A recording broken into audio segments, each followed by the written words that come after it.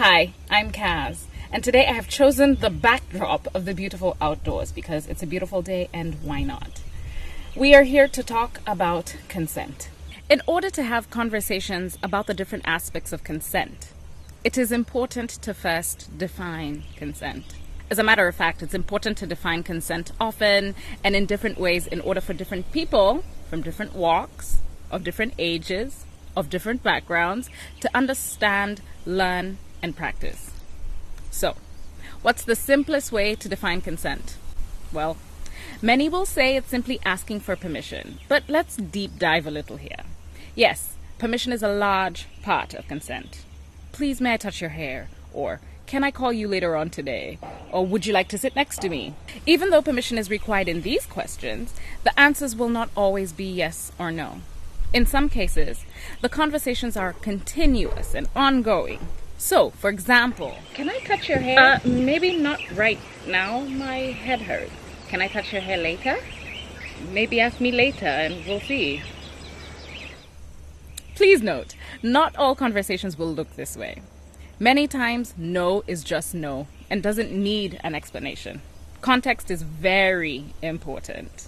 The way in which the question is asked, or to whom the question is being asked, and where and when play a really big role. As much as consent is primarily about permission, it's also about creating an agreement that works for all of the parties involved. Which brings me to ongoing consent, a concept that may be new or unheard of to many. So, let's discuss it. The uprise in conversations around consent has been great on many fronts, but there is still a lack in comprehensive consent education, the nitty-gritties and such. Like, consent isn't solely about sex, even though in many spaces conversations around consent are focused mostly on intimate and sexual situations. So, let's talk about sex. Say, for example, you've been dating and sleeping with your partner for a while now. How do we exercise ongoing consent?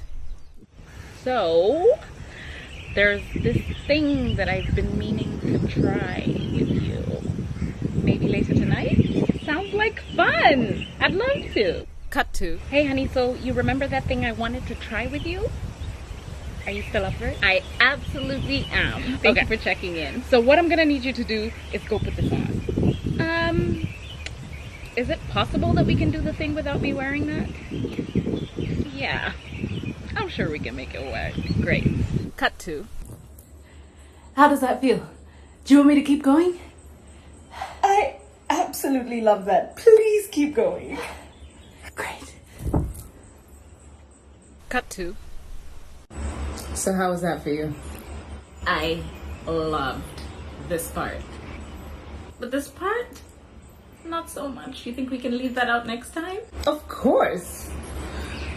Now that is a good example of continued and ongoing consent. And these are some ways in which consent can be made sexy. Like, how can you incorporate regular check-ins during intimate moments to make sure both you and your partner are on the same page, are feeling safe and confident? That's good sex. Notice as well how when one partner says no, the other partner doesn't get mad or think of it as a form of rejection. Instead, you can use this as a way to get creative, to find alternative ways to maintain your saucy intimacy. No is not an attack on you. No is somebody letting you know they're not comfortable with a certain thing.